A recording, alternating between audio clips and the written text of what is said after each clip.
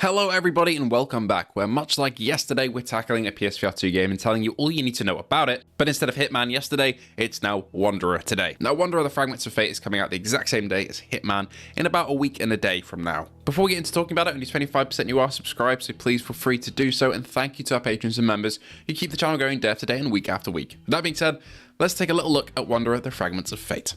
Wanderer is a full remake of an original PSVR1 game, which was praised for its great puzzle design, which wasn't very handholdy, incredible vistas, story, and pushing of the VR boundary. The Fragments of Fate is a ground-up remake of the game, with all new systems, visuals, and interactions for Sony's latest PSVR2 headset, as well as standalone in Steam. Now story-wise, these two games seem to be exactly the same, revisiting the same locations with the time travel mechanics from the original. The Wanderer dev team have even gone as far as to put side-by-sides between the original and the new game to point out the remake's high fidelity. Looking back at the original, a couple of criticisms from a lot of reviewers were a couple of clunky interactions with objects, invisible walls, and lack of direction in puzzles.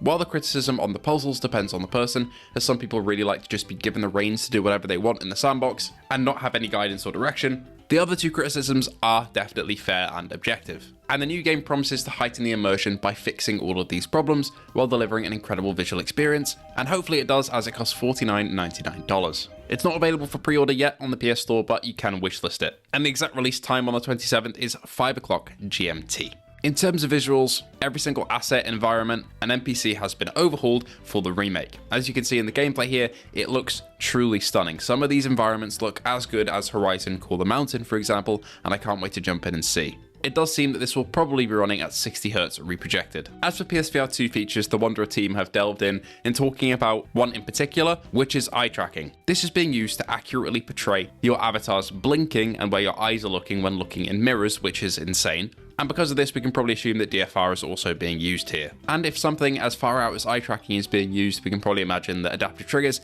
headset haptics, and controller haptics are also in use here. Whether it's swinging from ropes, firing a weapon, or punching an enemy, you can bet that these will probably feel quite immersive on PSVR 2. One of the biggest criticisms that I see of indie games on PSVR 2 is that you don't have a full body, and that doesn't feel very immersive. Even at the heights of Skylance's Behemoth and Walking Dead Saints and Sinners, you don't have a body there, it's just floating arms. And while I'm okay with that, it is definitely better to have a body if it's well implemented, and luckily, Wanderer seems like it will do. In their own words, they've created a state-of-the-art player avatar system that accurately portrays hand, head movements, eye movements, and eyelid movements, thanks to eye tracking, and an AI system in which your legs respond to the context that the player's in and portray your relevant required movement, like climbing, hanging, falling, leaning, or crouching.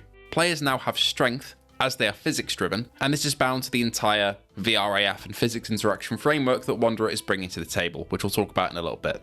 They are utilising Epic's metahumans here, which might be the first time that I've seen that in a VR game. And overall, the player avatar system, especially the strength model, is really reminiscent of Bone Lab for me. Jumping into Bone Lab and kind of messing about with the different player strengths and avatar strengths was a real highlight of that game, and I think it'll fit a lot better into the context of Wanderer as you're commandeering several people throughout time, essentially, as opposed to the avatar system, which felt a little bit more disjointed in Bone Lab. There's real freedom in how you traverse and climb the environment as well. The Wanderer team have been full hands-on, allowing you to swim, jump, crouch, climb, zipline, and swing your way throughout the world. They want it to feel like an adventure. One of the main criticisms of some objects not being interactable in the original has also been sorted here, I'm assuming with the advanced and extra horsepower of newer consoles and VR headsets, as an innovative new look at physics is coming to the new Wanderer game. They've created a system that simulates real-world mass and velocity, combining the player avatar strength with the real-world mass, and utilizing the adaptive triggers, headset and controller haptics to make it feel a lot more real. And they've also teased that there is a proximity-based head haptic system,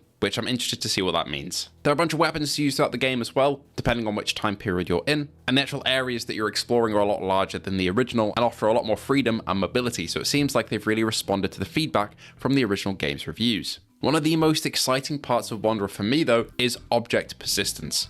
What this essentially means is that your levels will have increased continuity when time traveling between them, meaning that when you leave a time and return, things are exactly where you left them. Objects, actions, NPCs that you've killed, everything. This has required some proper ingenious work, I imagine, and I cannot wait to see it in action. And with that being said, I haven't even talked about the time periods themselves, whether you're traveling to Woodstock, to old temples, or to the moon. There is so much to explore here, and by God, do these environments look stunning. And finally, one of the main things that kind of hangs in the balance in terms of being unveiled here is VRAF. Now, I mentioned this earlier, and this is a plugin for UE5 and a framework for UE5, which, if you don't know, is an engine for creating games in, that is a scalable premium suite of virtual reality tools and systems to essentially empower development and massively reduce production times on any VR game. It's plug and play with UE5. They're boasting that it's a 40% time-saving reduction in the production of VR games, and Wanderer the Fragments of Fate is the first game that's utilizing it. Included here is that advanced player avatar system that we talked about before, the mobility system we talked about before, the combat, NPC and AI reaction system, the physics systems, their socketing system, which essentially means that if you place something like a puzzle piece into the puzzle, it'll have real weight and friction there, scalable hand sizes and grabbing systems, their persistent system, and a lot more. Hopefully, Wanderer proves that this system is robust and versatile, so we can see a lot of games get to a higher standard in the future. Finally, for our last 2 points, one is playtime. I imagine that the remake will either hit the exact same playtime as the original, or maybe a little bit more if the environments are a bit bigger, and the average playtime for reviewers that I've seen was about 8 to 10 or 11 hours. And secondly, a sequel has already been greenlit. The sequel seems to be pirate themed, which is very, very cool. And it's good to see that they've gone all in with the VRAF plugin, as I imagine that if it didn't work as they intended it to, then we wouldn't already have a sequel greenlit, so that's promising at least. Overall, I'm incredibly excited for Wanderer the Fragments of Fate on PSVR2. I'm hoping I can get hands on before I go.